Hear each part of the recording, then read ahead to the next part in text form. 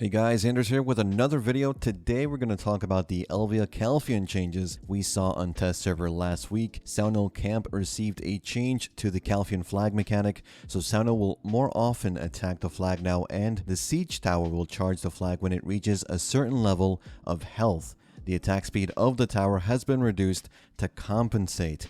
Saunil soldiers will appear more naturally when attacking the flag, and there will also be a prompt when enemy Saunil capture a nearby Calpheon flag. You also now get a visual indicator as to when you have the Calpheon rally buff. Rudum Camp received a new area boss that can spawn like the Orc Chief in Red Orc Camp.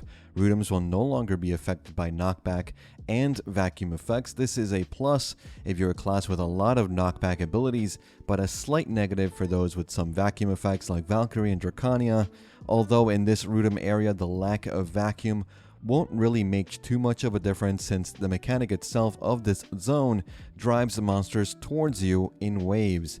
Rudum Elite Archers can now be CC'd more easily as well. For Giants, after defeating the Elite Giant and Gahaku boss, there will be some damage that occurs to the Void or Elvia boss that spawns.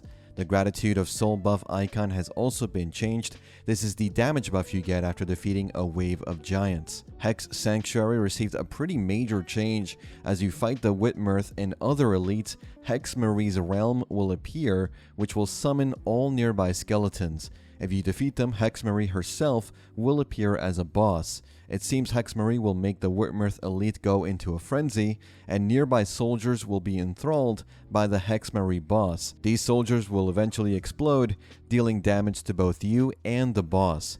Quint Hill Trolls now have titles above their head, making them more easily recognizable. This is useful because the Shaman elites have the freezing effect while others do not. This mechanic has been improved so that the trolls that are nearby when defeating said shaman respond more naturally. There is now a prompt indicating what you need to do after defeating the Shaman Elite. The Elvia distortion of monsters that appear as waves after defeating area elites in all Elvia Calpheon zones.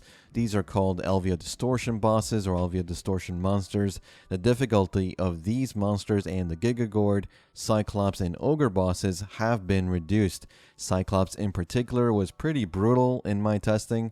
Their attack speed has been reduced, and Gigagord will no longer debuff you.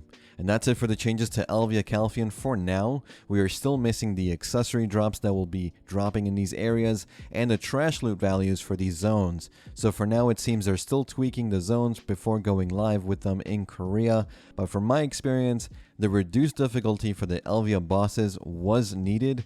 Gigagord wasn't too bad, but Cyclops felt like a world boss. On top of getting him in one of the harder hitting areas, that basically meant saying goodbye to your crystals.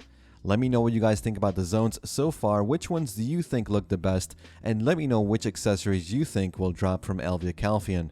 I've seen some say Deboreka rings, but Deboreka pieces tend to be left to non-Elvia zones, but we'll see.